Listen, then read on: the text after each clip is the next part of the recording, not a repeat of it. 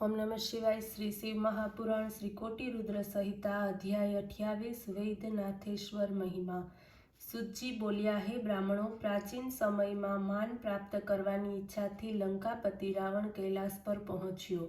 श्रद्धानी साथे भगवान शंकर ने प्रणाम कर्या, परंतु शंकर भगवान प्रसन्न न देखाया।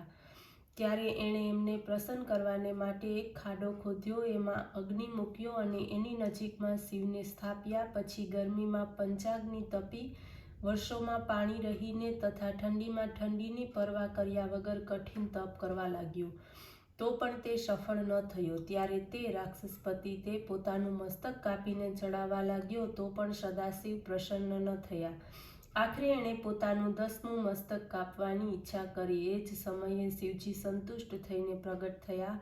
સદાશિવે પોતાની કૃપા દ્વારા એના બધા જ મસ્તક જેમ હતા તેમ કરી દીધા અને એને પરાક્રમ પ્રદાન કર્યું. શિવજીને પ્રસન્ન જાણીને રાવણ નમ્રતાથી પ્રાર્થના કરવા લાગ્યો કે હે નાથ, આપ મારા ઉપર પ્રસન્ન છો તો મારી સાથે લંકા પધારો અને મને કૃતાર્થ કરો. આટલું સાંભળીને શિવજી બોલ્યા, હે લંકેશ્વર, મારી આજ્ઞાથી મારા સ્વરૂપમય આ જ્યોતિર્લિંગને ત્યાં લઈ જાઓ, પરંતુ માર્ગમાં કોઈ પણ સ્થાન ઉપર એને મૂકશો નહીં, નહીંતર તે ત્યાંથી આગળ જશે નહીં. સૂતજી બોલ્યા કે આ પ્રમાણે સાંભળીને રાવણ શિવે આપેલા જ્યોતિર્લિંગને લઈને લંકા તરફ ચાલ્યો. ત્યારે ચાલતા ચાલતા શિવજીની ઈચ્છાથી એને લઘુશંકા કરવાની ઈચ્છા થઈ. ત્યારે રાવણે તે લિંગ કોઈ ગોવાળિયાને સોંપ્યું અને પોતે લઘુશંકા કરવા ગયો.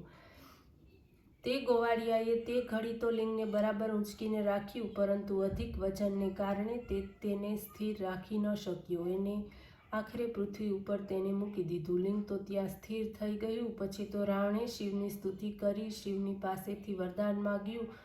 પછી લંકા તરફ તે ચાલવા માંડ્યો. આ જ લિંગ વૈદ્યનાથ નામથી પ્રસિદ્ધ થયું, જે સર્વથી અભિષ્ટ સિદ્ધિ આપનાર તેમજ ભોગ અને મોક્ષ બંનેને આપનાર છે. રાવણે પોતાના મહેલમાં જઈને શિવની પાસેથી વરદાન પ્રાપ્તિની કથા કહી સંભળાવી. રાવણને શિવજીની પાસેથી વરદાન મેળવ્યું એમ સાંભળીને દેવતાઓ તથા મુનિઓ અત્યંત વ્યાકુળ થયા અને વિચારવા લાગ્યા, એ દૃષ્ટ તો અમારા સ્વાભાવિક શત્રુ છે. પછી તે મહાદેવજીના વરદાનથી અમને તે વધારે દુઃખી કરશે. એનાથી બચવાનો ઉપાય તો હવે કેવળ એનાથી છુપાઈને જ રહેવાનો છે. ત્યારે તે સમયે દેવશ્રી નારદ આવ્યા. ત્યારે એમને દેવતા ઋષિઓએ પૂછ્યું, હે દેવશ્રી, હવે અમારે રાવણથી કેવી રીતે બચવું? એણે વરદાન પ્રાપ્ત કરવાથી અમે અધિક દુઃખી થયા છીએ. આ સાંભળીને નારદ બોલ્યા, હે દેવતા તથા ઋષિઓ, ધૈર્ય ધારણ કરો. આનો ઉપાય હું હમણાં જ ભગવાન શંકરની પાસે જઈને કહું છું. આટલું સાંભળીને નારદ તો લંકા ગયા. ત્યારે રાવણ નારદજીને આવેલા જોઈને તેમનો સત્કાર કર્યો, આસન ઉપર બેસાડ્યા. નારદ બોલ્યા, હે રાક્ષસ રાજ, આપ શિવના પૂર્ણ ભક્ત છો તેમજ મંગલરૂપ છો. હવે આપ કહો કે આપને આ પ્રકારની સિદ્ધિ કેવી રીતે પ્રાપ્ત થઈ? એનો ઇતિહાસ હું સાંભળવાની ઈચ્છા રાખું છું. રાવણે નારદના વચનો સાંભળીને સિદ્ધિ પ્રાપ્ત કર્યાનું સર્વ વૃત્તાંત કહી સંભળાવ્યું.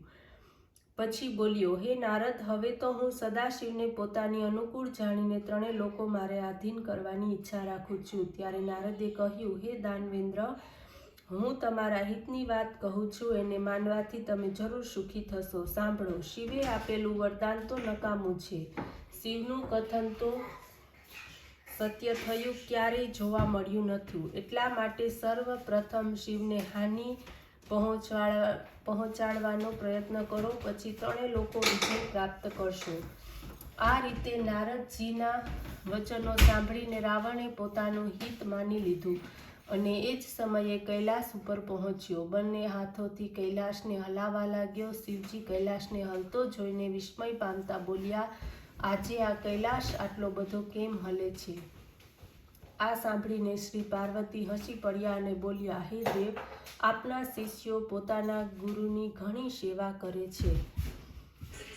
આપ દ્વારા ભક્ત રાવણને બળશાળી માનવાનું આ ફળ છે. પાર્વતી પાસેથી આવું સાંભળીને ભગવાન શંકર રાવણને કહેવા લાગ્યા, અરે મંદમતી નીચ રાવણ, આટલું અભિમાન કરવું સારું નહીં. યાદ રાખ, મારો અપરાધ કરનારી તારી આ ભુજાઓને કાપનારો કોઈ ને કોઈ બળવાન પુરુષ જન્મ લેનાર છે.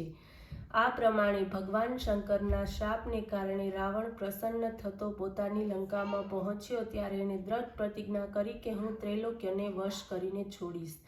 ત્યારે તેણે પોતાના પરાક્રમથી દાનવ, ગાંધર્વ, યજ્ઞ વગેરે સર્વને પોતાના વશમાં કરી લીધા. ઓમ નમઃ શિવાય.